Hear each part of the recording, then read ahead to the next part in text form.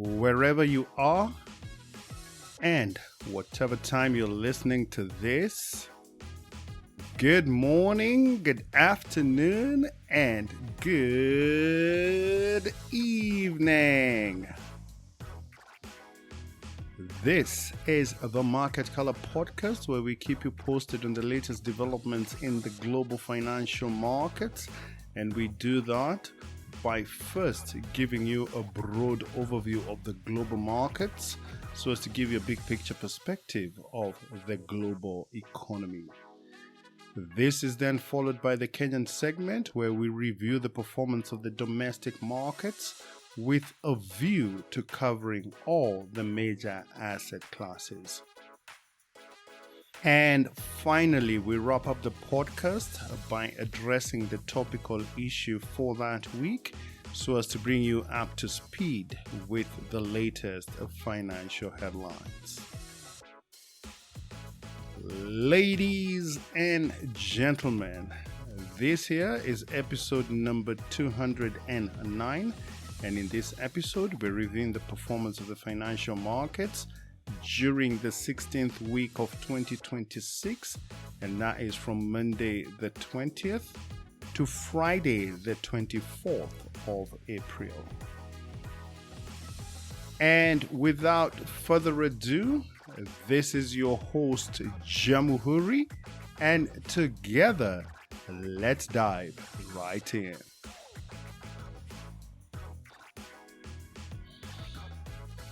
We kick it off in Europe, where Europe's largest economy was set for a rebound, but is now being hammered by soaring energy prices caused by the Iran war, prompting the federal government to cut the growth forecast by half. Germany's flagship fiscal stimulus package is in the spotlight as ministers scramble to cushion consumers from the impact of higher energy bills.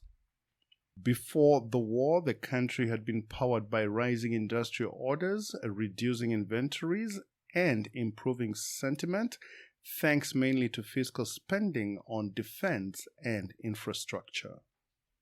However, higher energy prices and supply chain risks are spoiling the German growth party before it has even started. The Federal Ministry of Economic Affairs and Energy this past week slashed the growth forecast for 2026 to 0.5%, down from 1%, with inflation now projected to reach 2.7% later this year.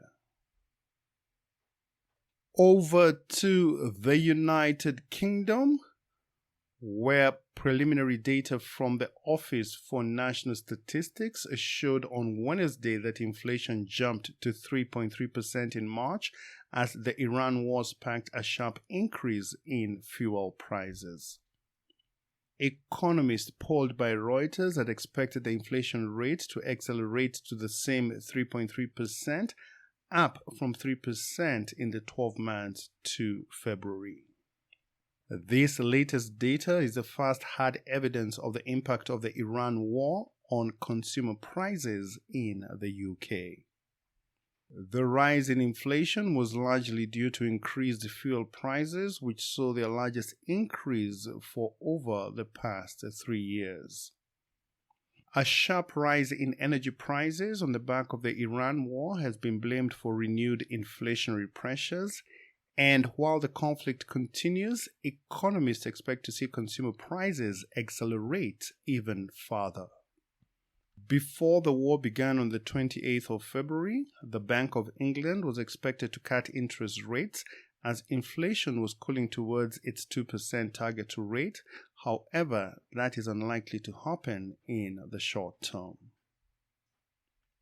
Over to the Far East, where data released on Wednesday showed that Japan's exports rose for a 7th straight month, boosted by solid global demand and rising prices, and for now defying any major impact from disruptions caused by the conflict in the Middle East.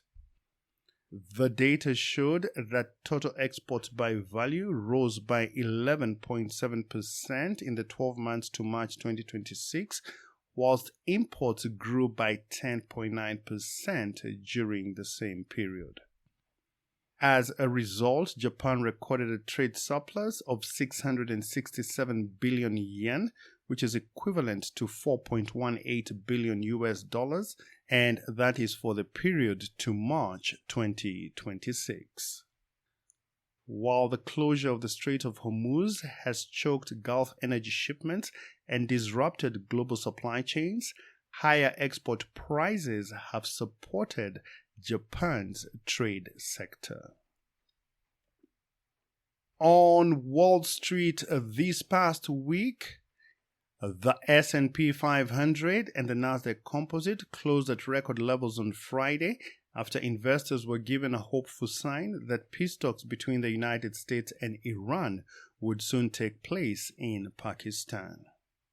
A news report citing a Pakistani official said that Iran's foreign minister was expected to arrive in Islamabad on Friday evening to have discussions with Pakistani mediators about a possible second round of negotiations with the United States.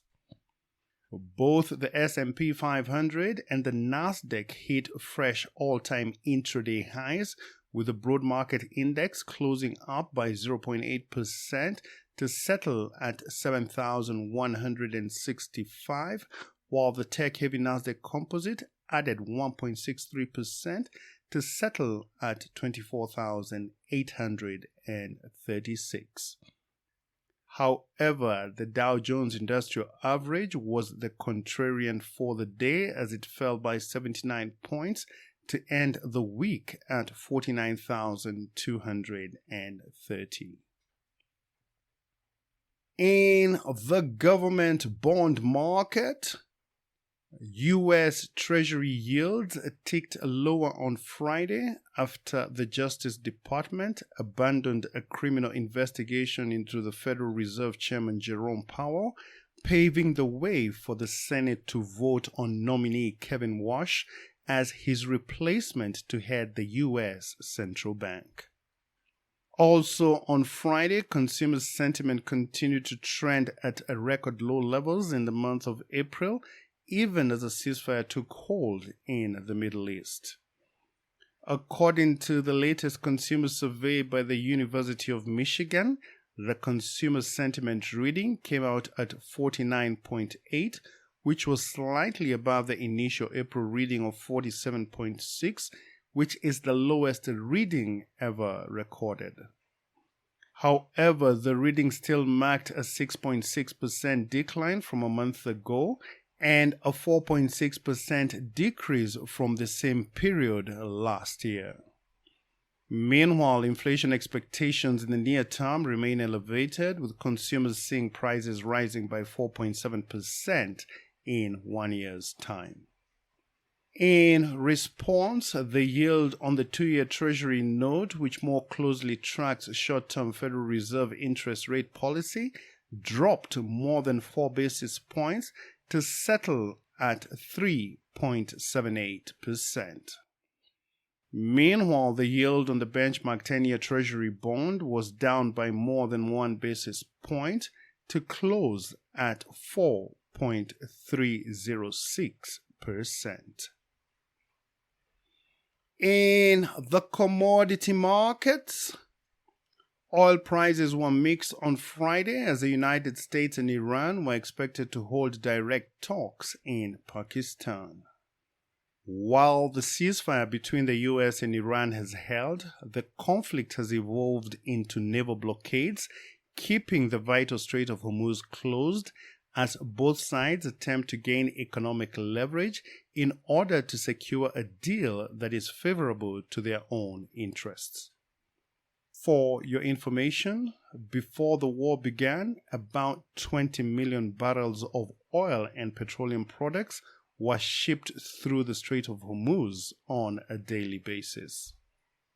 In response to the foregoing, the price of the international benchmark Brent crude closed a little changed at $105.33 per barrel, whilst the U.S. benchmark, that is West Texas Intermediate crude, lost more than 1% to trade at $94.40 per barrel.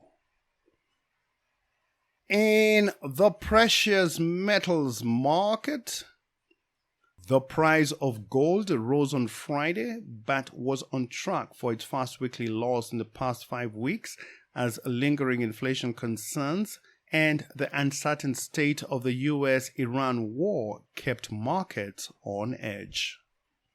The precious metals slumped throughout the month of March as the US-Iran war strengthened the US dollar and stoked fears of higher inflation that weighed on demand for gold.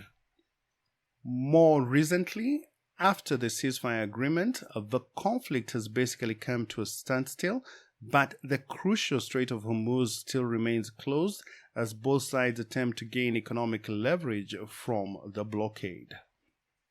The price of gold fell this past week as the price of crude oil continued to trend higher, and this in turn has raised expectations of higher inflation and consequently higher interest rates, which raises the opportunity cost of holding gold as it is a non-yielding asset. The price of spot gold was down more than 2% this past week as it came to a close at $4,724 per ounce. We now change scene to the Kenyan financial markets, and we start by looking at the domestic foreign exchange market, where the Kenya shilling continued to trade sideways versus the US dollar, and according to data from the Central Bank of Kenya, the official exchange rate for the dollar was quoted at 129.21, and this is compared to a rate of 129.18 that was recorded the previous week. Meanwhile, the sterling pound was priced at 174.41, and the euro was valued at 151.51. And on the regional front, one Kenya shilling was changing hands for 28.69 Ugandan shillings and 20.16 Tanzanian shillings, and to the Rwandese franc, it was posted at 11.31. Whilst the IMF has previously raised concerns about the extreme stability of the Kenya shilling, the central bank continues to insist that it operates a floating exchange rate policy. However, the data tells a different story as the dollar shilling rate has been stuck at between 129 to 130 shillings over the past 2 years and now appears to be operating like a fixed exchange rate. Given this previous price action and barring any external shocks to the domestic economy, we expect the shilling to remain range-bound in the short term.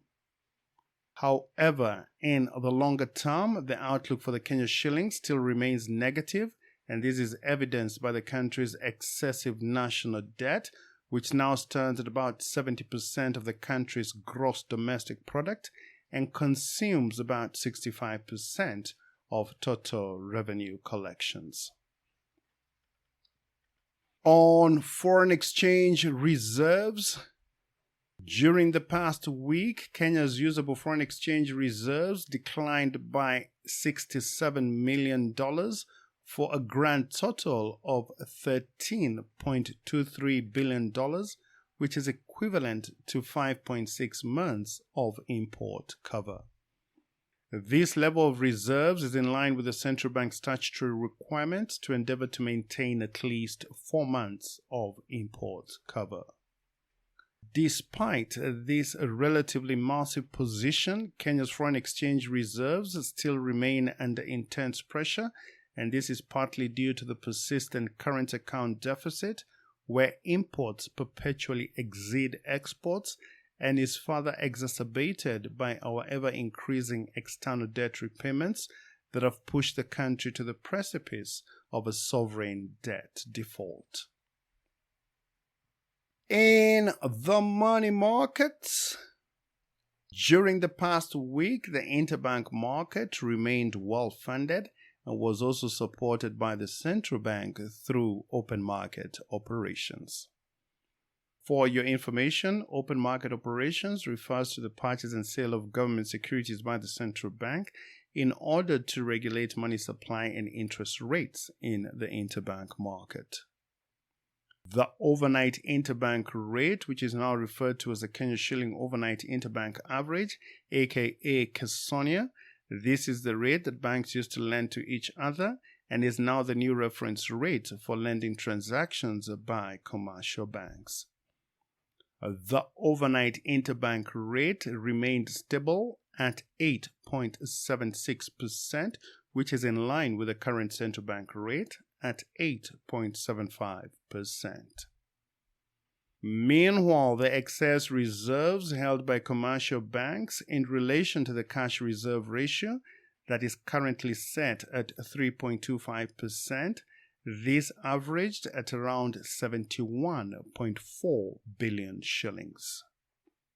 For your information, the cash reserve ratio is a statutory requirement that specifies the percentage of total customer deposits that commercial banks are required to hold with the central bank for liquidity management.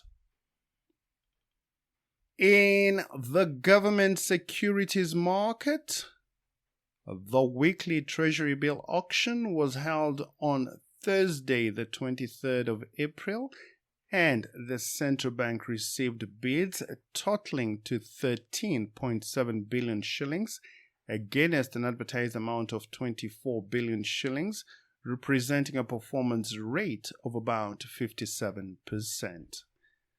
The central bank accepted the entire amount of bids received, and the results of the auction were as follows. The 91-day rate picked up sharply by 35 basis points before settling at 7.77%. Meanwhile, the 182-day rate rose by more than 5 basis points to average out at 7.88%. And the 364-day rate was broadly flat as it held steady at 8.27%. In the primary bond market, the Central Bank of Kenya has published a prospectus for the reopening of 3 fixed coupon treasury bonds in which it is looking to raise a total of 80 billion shillings for the stated purpose of budgetary support. The central bank is now inviting bids for the following bonds whose terms and conditions are as follows. The first bond is a 20-year bond that was initially issued in 2012 and now has 6.6 years left to maturity and a coupon rate at 12% flat. The second bond is also a 20-year bond that was initially issued in 2019 and now has 13 years left to maturity and a coupon rate of 12.87%. And the third bond is a 25-year bond that was initially issued in 2021 and now has 20.1 years left to maturity and a coupon rate of 13.92%. Please note that these bonds are now open for sale until Wednesday, the 6th of May, when the auction will be held.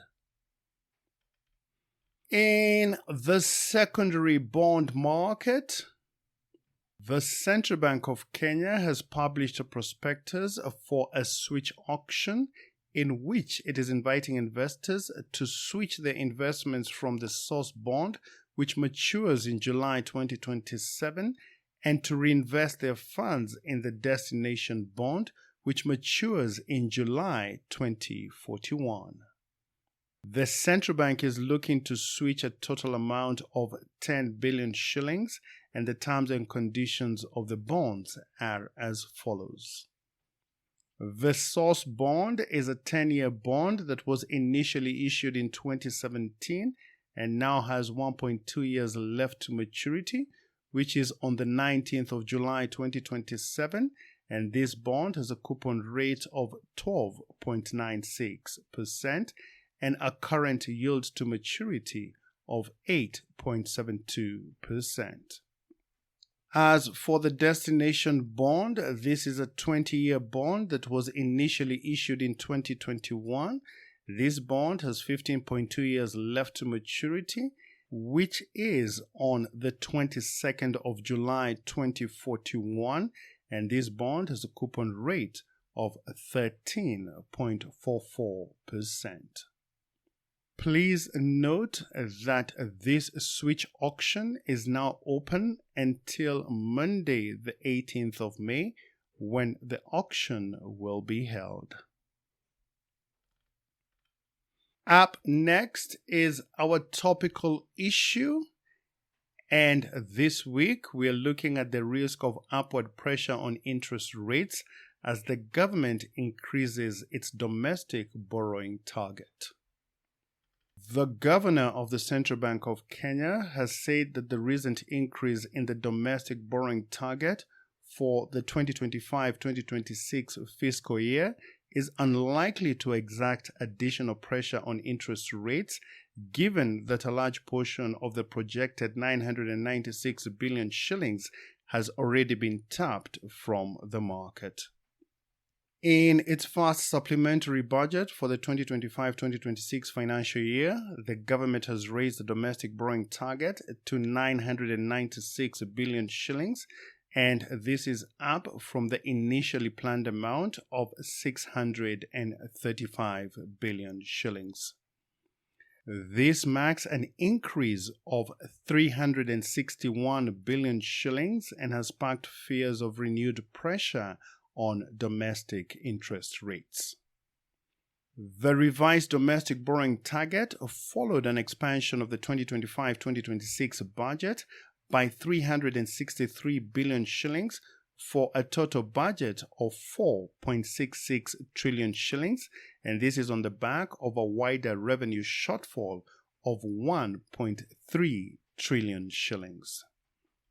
The combination of these two factors and the difficulty in accessing external sources of funding is what has prompted heavier reliance on the domestic debt market in order to plug the budget deficit.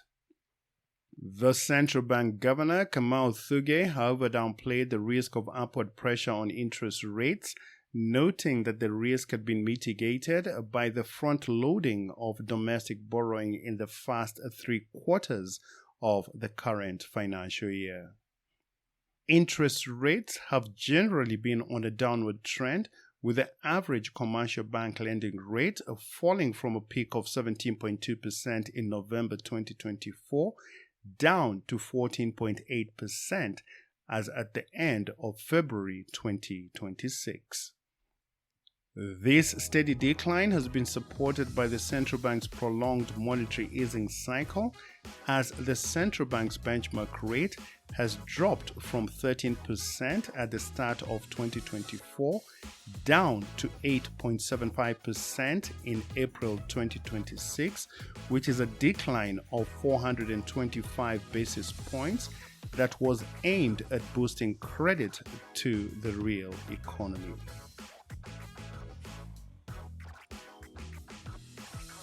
And on that note, we come to the end of this week's podcast.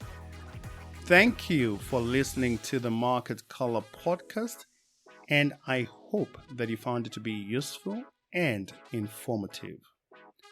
And if that is the case, please share this podcast with your family and friends and help to keep them informed of the latest developments in the financial markets.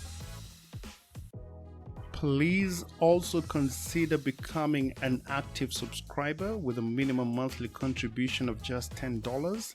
And for more information on how to become an active subscriber, please check out our support link at buzzsprout.com/1999543 /support. And as always, your support is very much appreciated. For your information, the Market Color podcast is hosted by Buzzsprout and is also available on all the major distribution channels such as Apple Podcasts, Spotify, and Amazon Music.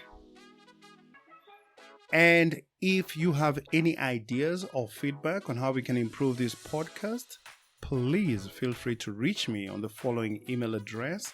That is jamhuri@gmail.com.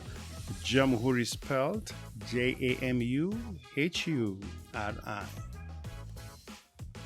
Once again, thank you for your continued support, and I look forward to interacting with you again next week.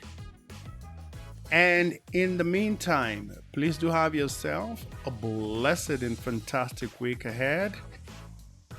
And remember, don't let what you cannot do interfere with what you can do. A quote by John Wooden. Think about it. Thank you, and God bless.